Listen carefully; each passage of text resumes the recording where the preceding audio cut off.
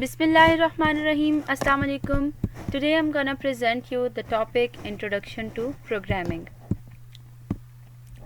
Outline of our topic that we are going to discuss today is: first you need to know about programming, then the software at which programs run, parts of program, what is a program. So first step is, firstly you must know that you can write a program on computer or mobile, but recommendation is to use a computer. If you are on mobile, then there are a lot of software available on Play Store for programming. And if you are on computer, you can use two type of software, that is compiler and interpreter. And the difference between them is described in the earlier video. You can watch that video. Recommended are compilers. The second step is you must need to know about those softwares on which you can do programming. So many softwares are available on internet. You can go and check them out. For example, C++ Dev, Visual Studio, CodeBlocks, Turbo, C++. You can write programming, you can write programs and run programs on these softwares, and all of these are very easy. Parts of program. There are two parts of program, that is header files and body of the program. What are header files? Basically, the header files are libraries containing all the meaning of the specific words used in programming. In these libraries, all the meanings are predefined in the libraries. So when we write a library, compiler automatically load all the words and their purpose for that library, by which compiler understand and purpose that words. For example, some of the header files include iostream.h, conio.h, maths.h, graphics.h, fstream.h, studio.h, and note that .h is the extension of the library. Next we have body of program. So three main things in the body of program are very important, that is variable, declaring and initialization. Next we have input and output function and the ending statements. Declaration. It means that to declare something, to announce something. Only writing a data type with variable is called declaration. Data type and variable name. It is the basically syntax of declaring a variable, that you have to write data type. If you are using integers, you have to write int. If you are writing the data in characters, then you will write character, char, character variable, and then you will write the variable a, b, c, all by your own choice. At the end you have to put semicolon. It's a declaration of variable. For example, int, it's a data type, a, it's a variable name, and semicolon. Float is again a data type, and v is any variable. How to initialize? It means that initialize a variable when we assign a value at declaration time, that is known as initialization. The syntax of initialization is data type, variable name equal to value. From data type to variable name, we are just declaring a variable, but to assign a value to that variable, to store a value in this variable, is initialization.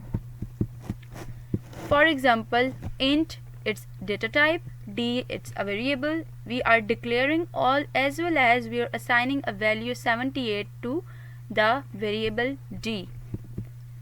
Similarly, we are declaring a variable of data type float. The variable is m, and as well as at the same time we are assigning the value of 7.8 to the variable m. Similarly, we are storing the name Hamza in a variable v. At the end you have to put the semicolon.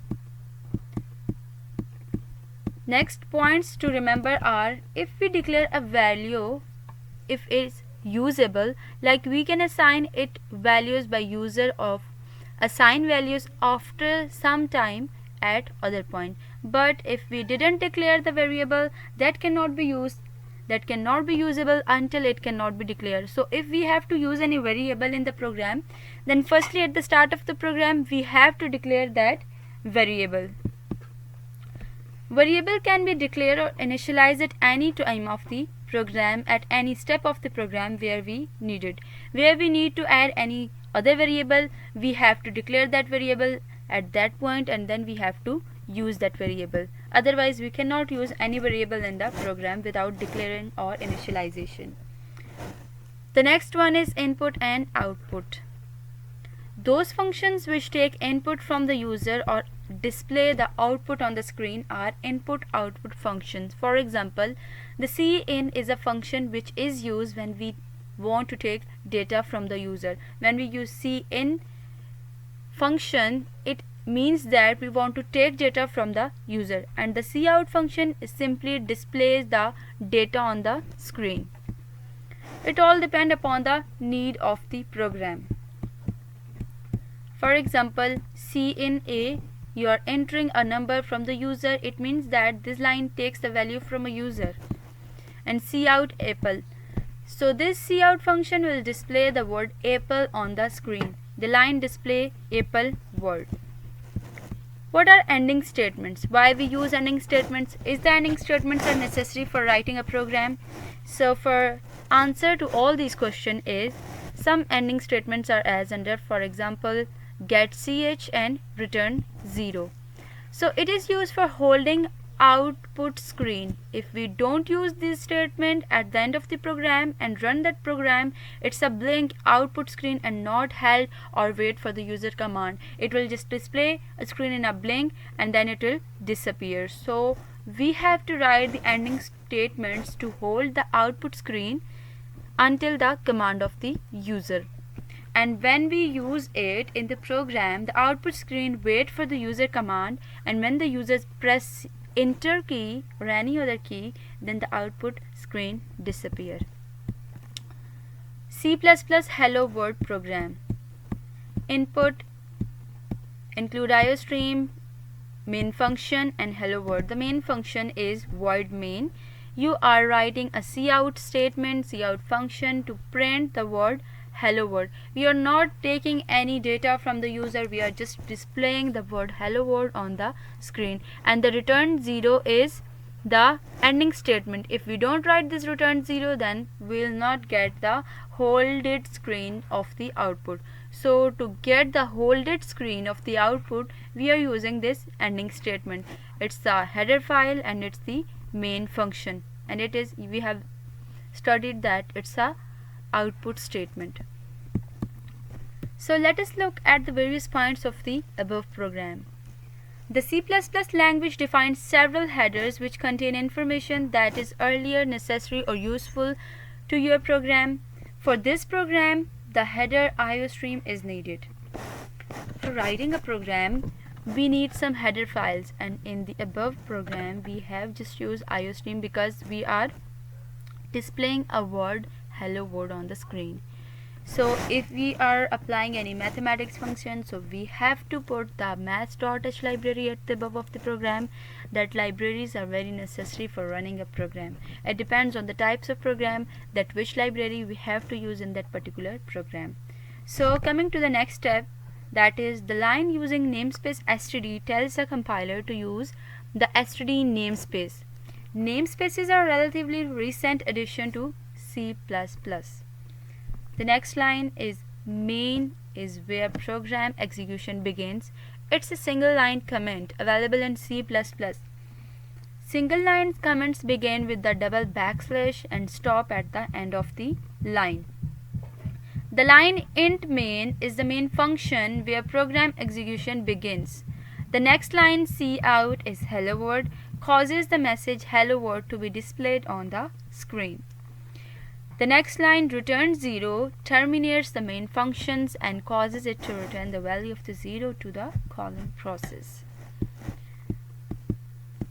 Now you have to write a program in C++ to print an integer value. You are using the library IOStream, main function, character name, declaring int roll number. You are declaring the variable roll number.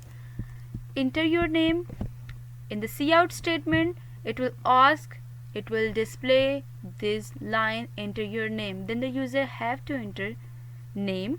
it will ask you to enter your roll number, then your user have to enter roll number, then it will display. This program is just taking data from the user name and roll number and then displaying the data on the screen. So your name is this, what you have entered, and your roll number is this, what you have entered. Next one is write a program in C++ to addition of two numbers. Include IOStream using namespace std, int main, int a and b, and sum. You are declaring a variable a, b, and sum. Enter the first number. The program will get the value of first number from the user. Enter the second number. You have to enter the second value.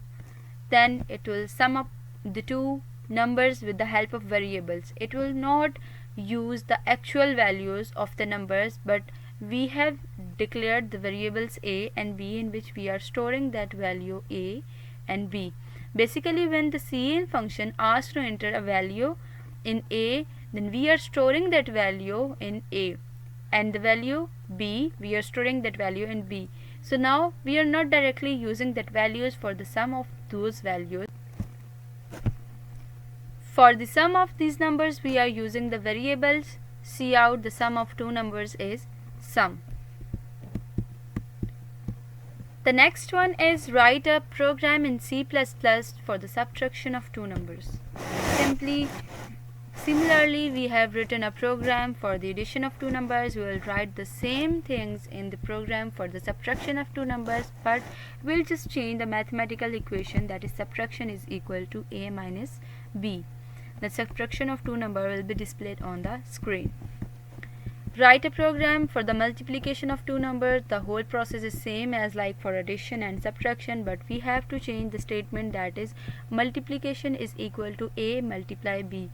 Similarly, we are storing the entered value by the user in a and b, then we are using that variable for the multiplication of two numbers, and it will display the multiplication of two numbers on the screen. The return 0 statement is using as the ending statement. It is used to hold the screen.